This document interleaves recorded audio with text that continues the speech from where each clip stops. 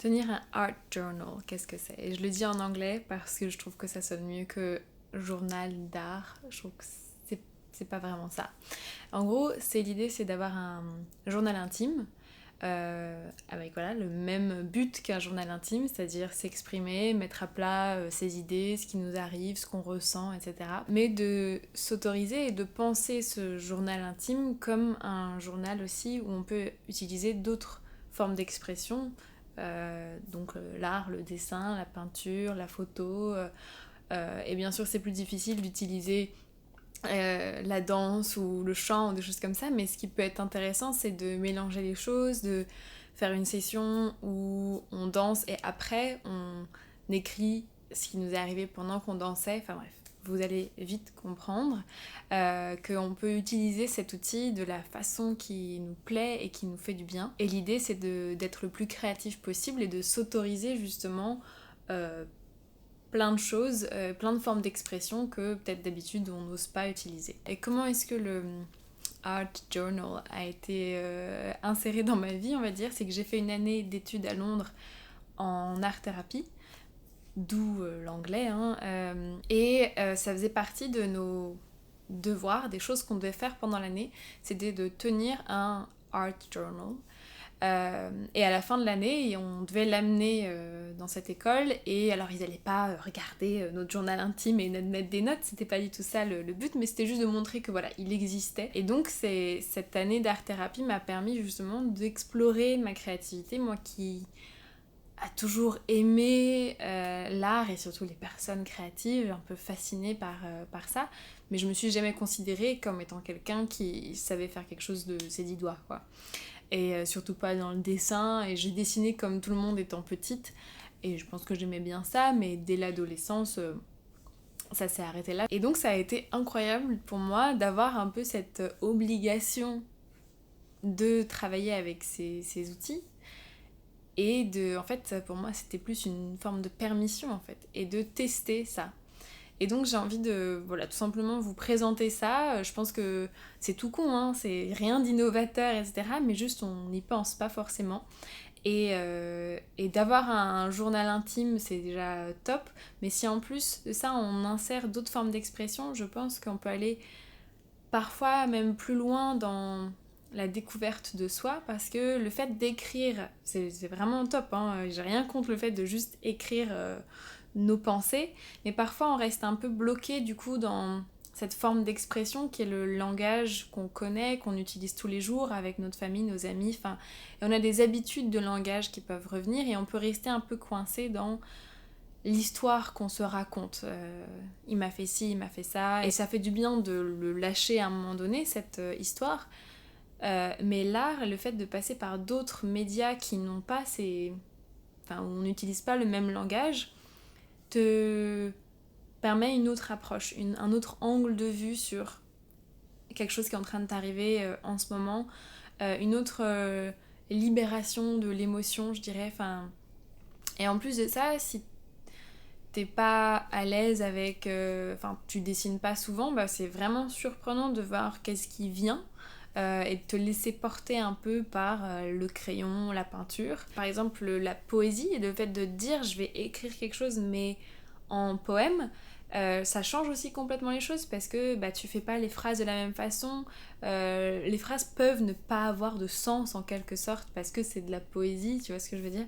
Donc tu peux te surprendre à découvrir des trucs à l'intérieur de toi. Et moi par exemple, durant cette année, j'ai eu un moment où je me suis un peu lancée, j'ai voulu dessiner des montagnes et les montagnes m'ont rappelé mon village de Pologne et j'ai commencé à penser à ce village que j'adore où j'ai vécu beaucoup de temps avec mes grands-parents qui sont décédés et j'ai commencé à écrire un poème sur ce village, sur mes grands-parents et j'ai pleuré pendant 3 heures je pense parce que j'ouvrais une brèche que ça faisait longtemps que je pensais qu'elle était... Enfin, que ça allait, quoi. J'avais fait mon deuil et j'allais mieux.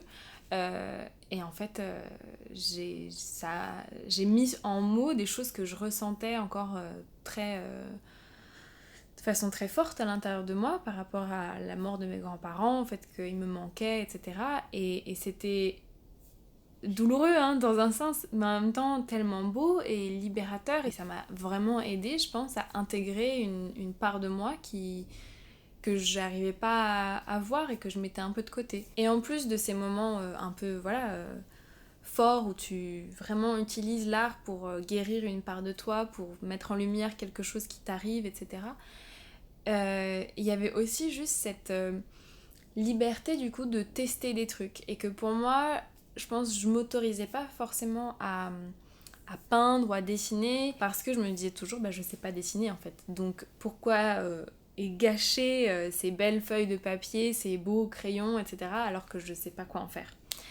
Et le fait que là c'était obligatoire en quelque sorte, eh bien ça m'a autorisée à le faire et je me suis du coup permis de tester des trucs. Et parfois c'était super moche et c'était pas grave du tout. Et c'est ça que j'ai envie de vous partager, c'est le fait de vraiment oser tenter dessiner, peindre, faire du collage, encore plein d'autres choses. Parce que c'est juste marrant en fait. Pourquoi on le fait quand on est petit? Parce que c'est cool de laisser une trace sur du papier et de voir que ça crée quelque chose. Et qu'en plus de ça, il n'y a pas de... Pour moi, c'est ridicule de penser que voilà, il y a certaines personnes qui sont des génies et qui ont le gène de la peinture et tous les autres sont inadéquats et ne peuvent pas faire de la peinture. Non, pas du tout. Certes, il y a des gens qui naissent avec plus de facilité que d'autres, c'est clair, mais c'est aussi un travail en fait. C'est quelque chose que tu travailles et que si tu dessines régulièrement, tu vas devenir meilleur en fait. Et tu vas faire des choses qui te plaisent de plus en plus. Et je dis pas que j'en suis encore déjà à cette étape-là, on va dire. J'arrive pas du tout à dessiner un truc que j'ai dans ma tête. Mais au contraire, pour l'instant, je me laisse plutôt aller et faire je tente des trucs et on verra ce que ça donne.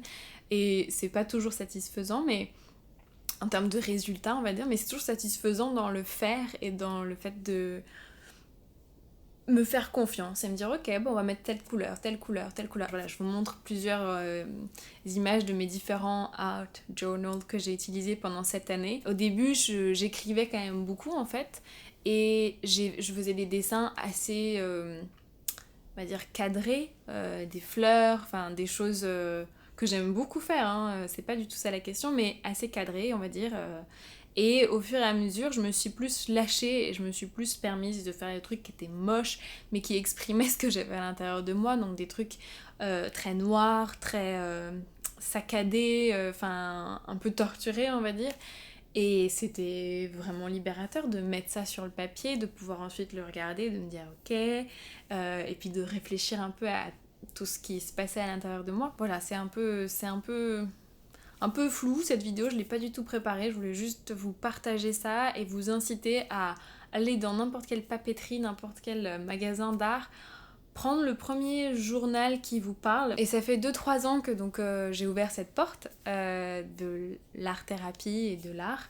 Et petit à petit, je m'achète de plus en plus de peintures, mais vraiment petit à petit parce que ça coûte un peu cher et je sais pas forcément bien l'utiliser, je sais pas bien utiliser l'aquarelle, tout ça, je connais pas les différentes techniques. Heureusement il y a YouTube, si on veut vraiment apprendre, on peut apprendre tout ce qu'on veut. Pour l'instant j'en suis même pas là, je suis vraiment comme une enfant qui tente et on voit ce que ça donne. Mais ce qui fait que maintenant j'ai quand même un bon paquet de matériel chez moi et que dès que j'ai envie, dès que l'envie me prend, je peux sortir une feuille, des pinceaux et tenter un truc. Et c'est vraiment top et ça me fait vraiment plaisir et j'ai toujours voulu avoir ça et je me disais non mais tu vois il faut avoir un chevalet, il faut avoir plein de choses pour pouvoir peindre comme ces nanas dans Salopette avec des pinceaux dans les cheveux et tout ça. Et bien sûr, et un jour j'aimerais avoir un chevalet et avoir cette salopette pleine de peinture, etc. Bien sûr, mais c'est que du coup je m'empêchais de le faire sous prétexte que j'étais pas prête, j'étais pas assez avancée, je connaissais pas bien comment utiliser la gouache, etc. Et tout ça c'était des excuses en fait, dans un sens. Parce que j'avais peur de pas aimer ce que je faisais, d'être nulle, de gâcher cette peinture. Et vraiment, j'ai mis à la poubelle toutes ces pensées parce que on ne crée pas pour moi pour le résultat vraiment, on crée pour le processus de créer, pour le plaisir que c'est construire des trucs, de mettre ses mains dans la peinture et de s'amuser. Et voilà, donc pourquoi je parle de ça sur ma chaîne qui parle plutôt d'amour, de sexualité, de relations? Parce que c'est ma relation avec moi-même en fait. Et cette permission d'être moi-même et de prendre des risques et de suivre mon intuition. Qui pour moi en fait sont au cœur d'une vie épanouissante. Et bah le fait d'oser ça dans la sphère créative, vraiment créative, vraiment art, peinture, etc., m'a permis aussi de du coup me lancer sur cette chaîne YouTube, me lancer dans une carrière qui me plaît et de la faire vraiment à ma façon, selon mes envies, etc. et de pas forcément m'adapter à ce que la société me dit qu'il faudrait que je fasse, quoi. Et pour ça, je pense que vraiment l'art t'aide à connecter à ça, à ton intuition de quelle couleur je vais prendre là. Bah, je vais prendre le bleu clair. Et de suivre à chaque fois ton instinct comme ça, c'est un vrai exercice en fait, et un vrai entraînement.